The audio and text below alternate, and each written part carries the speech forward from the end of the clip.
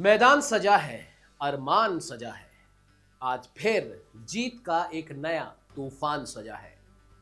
एक तरफ हैदराबाद की वो खौफनाक रफ्तार, तो दूसरी तरफ कोलकाता का मैच पलटने के लिए वार। नमस्कार। सनराइजर्स हैदराबाद बनाम कोलकाता नाइट राइडर्स।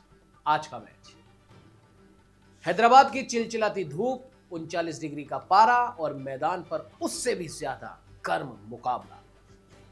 एक तरफ है जीत का अश्वमेघ रथ, तो दूसरी तरफ अस्तित्व की लड़ाई।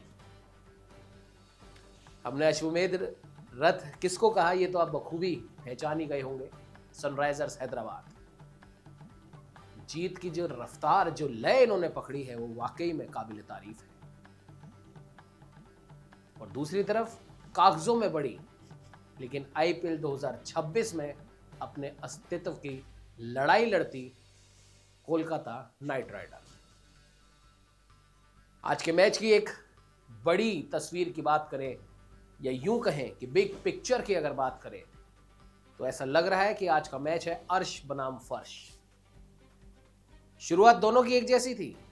पहले 4 मैचों में 3 हार, लेकिन उसके बाद बैक टू बैक 5 जीत। सनराइजर्स हैदराबाद ऐसा लग रहा है कि मानो हारना भूल चुके हैं। वहीं दूसरी तरफ कोलकाता अभी भी संघर्ष के भंवर में फंसी हुई है। 2 जीत मिली भी तो सांसें रोक देने वाले रोमांच के बाद।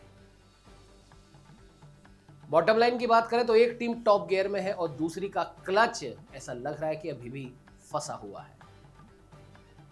कलकत्ता की दुखती रग क्या है, जानना चाहेंगे आप? वो है उनका बल्लेबाजी क्रम का कोलैप्स हो जाना।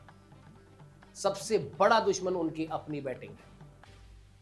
रिंकू सिंह को अगर हटा दें तो बाकी बैटिंग लाइनअप ताश के पत्तों की तरह तहस नहस हो रहा है। तो वही रिंकू सिंह के अभी तक के प्रदर्शन की बात करें तो 215 रन 8 मैचों में बनाए हैं। और रिंकू अब सिर्फ फिनिशर नहीं, बल्कि अपनी टीम के लिए संकट मोचन बने हुए हैं। उन्हें छठे ओवर में ही आना पड़ रहा है। पर सवाल यह है कि क्या हर बार कुआं रिंकू ही खोदेंगे और प्यास पूरी टीम बुझाएगी? क्या बाकी की टीम मैनेजमेंट का कोई कर्तव्य नहीं है? आखिर इस बार इस कलकत्ता की टीम को हो क्या गया है, ये कलकत्ता के फैंस बिल्कुल समझ नहीं पा रहे हैं। फेवरेट टीम हुआ करती थी, और इस आईपीएल में देखिए आप, हालत बहुत खराब है। तो ये हैदराबाद की अगर बात कर लें तो यॉर्कर मशीन रिंकू के लिए रास्ता आसान नहीं करने वाली, क्योंकि हैदराबाद की जो यॉर्कर मशीन है वो सबसे घातक इस टूर्नामेंट की है,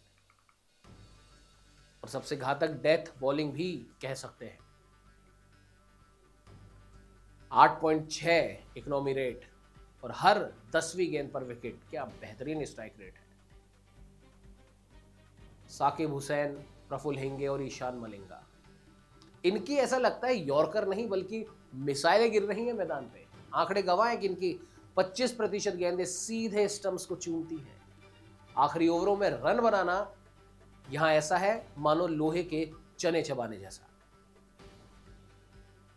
और हेड स्ट्रॉम की हम बात करें तो इस तूफान का नाम है ट्रेविस हेड। शुरुआत शांत थी, लेकिन अब ऐसा लग रहा है कि जैसे सुनामी आ चुकी है। मुंबई के खिलाफ 30 गेंदों में 76 रन बनाकर हेड ने बता दिया कि जब वो और अभिषेक शर्मा मूड में हो तो मैच का फैसला पावर प्ले में ही हो जाता है। बुमराह जैसे दिग्गज को भी नहीं बख्शा तो केकेआर की स्पिन तकनीक को तो संभाल ही लेंगे। और कोलकाता का जो ओपनिंग रायता है ना, जो ये ढोल रहे हैं, इसका सॉल्यूशन क्या हो सकता है? टीम इस्वर्ट का जो फॉर्म है वो टीम के लिए सरदर्द बना हुआ है। लगातार बैक टू बैक डक्स, और अब कलकत्ता को आउट ऑफ द बॉक्स सोचना होगा। अगर उन्हें इज्जत के साथ इस आईपीएल से विदा लेनी है तो उन्हें अब बहुत ज्यादा टीम के बारे में, टीम के प्लेयर्स के बारे में सोचना ही पड़ेगा। फिन एलन की वापसी करवानी पड़ेगी, और सुनील नरेन को फिर से वही पुराना वाला हिटर अवतार लेना पड़ेगा। जिस प्रकार से सुनील नरेन को हमने गगनचुंबी शॉट लगाते हुए देखा है पिछले आईपीएल में, उससे पहले वाले आईपीएल में उन्हें फिर से अपने उस अवतार पे उतरना पड़ेगा और पाथिराना को लाकर बॉलिंग डिपार्टमेंट को अभेद्य बनाना पड़ेगा।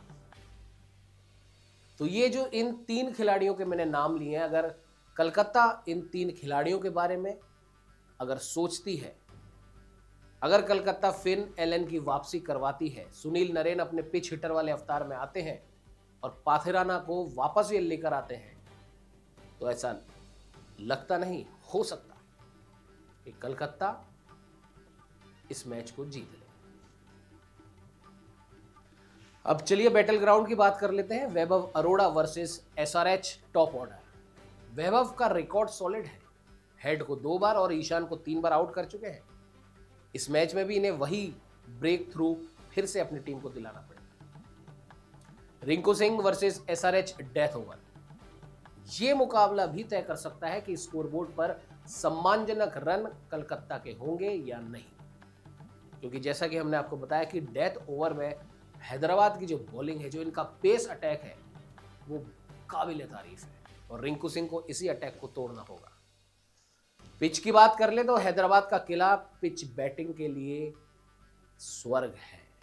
यहाँ की जो पिच है वो बल्लेबाजों के लिए हम कह सकते हैं कि माहौल ऐसा शानदार बना के रखती है।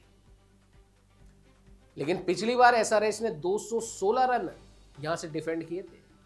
आप सोचिए कि 215 रन तो विपक्षी टीम ने बनाए और 216 रन हैदराबाद ने बना के उस मैच को भी जीता, यानी कि 400 साढ़े 400 से ज्यादा रन इस पिच पर बन रहे हैं और यहां पर बॉलर्स के लिए भी करिश्मा करने की जगह है।